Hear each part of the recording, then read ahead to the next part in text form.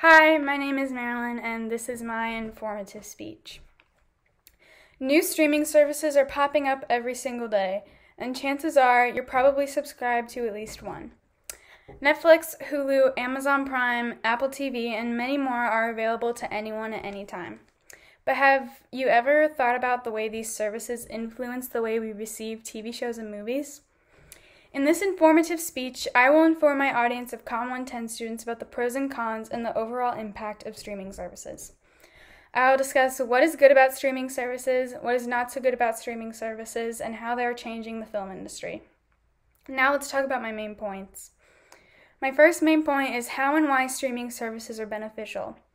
According to Marabito from WCUquad.com, if you have an internet connection at home, streaming services are very appealing to you. Most streaming services offer multiple genres to choose from, and you can stream TV shows and movies from any device. You don't have to leave your house to watch a new movie, and streaming services allow you to binge watch movies or TV shows. The only way you can binge watch a TV show with cable is if you use your DVR to record all the episodes. Marabito also states that, according to a New York Times interview, Netflix's chief of movies, Scott Stuber, who previously worked at Universal Studios, claimed that Netflix plans on releasing 55 original movies in a year. Universal Studios averages about 30 movies a year. Streaming services are also pretty affordable compared to cable TV costs. In an LA Times article, Netflix's most basic plan is $8.99 a month, Hulu's most basic plan is $5.99 a month, and Disney Plus's most basic plan is $6.99 a month. No author was found for this source. Cable TV costs way more than any of the streaming services I just mentioned. Wilcox from Consumer Reports states that Comcast's most basic plan costs $35 a month, and at the beginning of 2020, Comcast's internet service went from $10 a month to $30 a month. Additionally, Spectrum's Select Rose TV plan cost $72.50 per month. Also, lots of streaming services don't have commercials, such as Netflix and Disney Plus, and obviously with cable, there's going to be commercials. I just discussed my first main point, the benefits of streaming services. My second main point is the cons of streaming services. Probably the most obvious con of streaming would be that you can't really watch live TV the way you would with cable.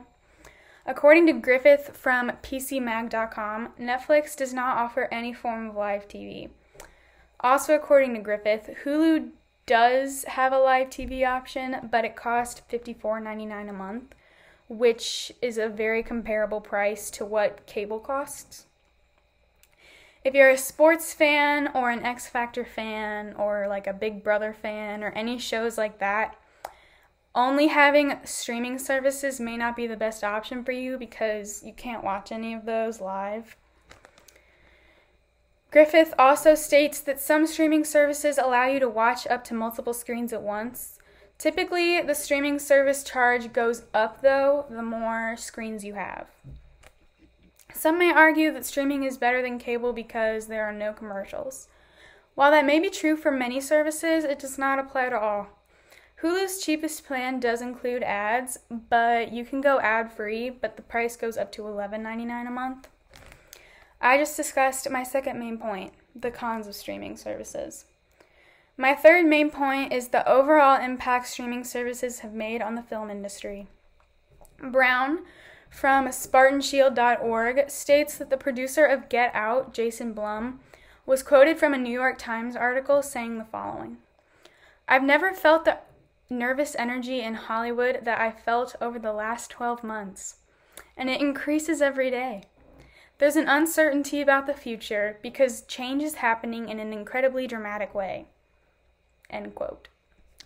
To me, this quote shows just how much streaming services have changed the film industry.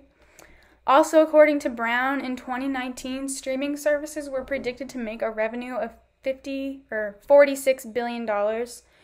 In contrast, the box office was predicted to earn about $40 billion. Going back to Marabito from WCUquad.com, She states that movie attendance before Corona was very low in North America.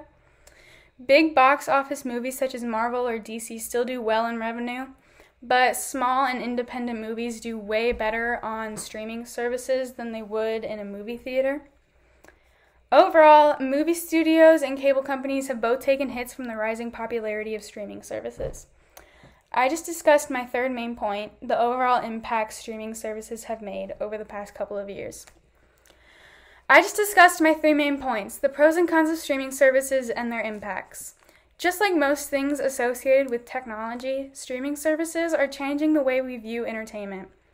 So, next time you are watching something on cable TV, think of how in a few years cable may be a thing of the past. Thank you.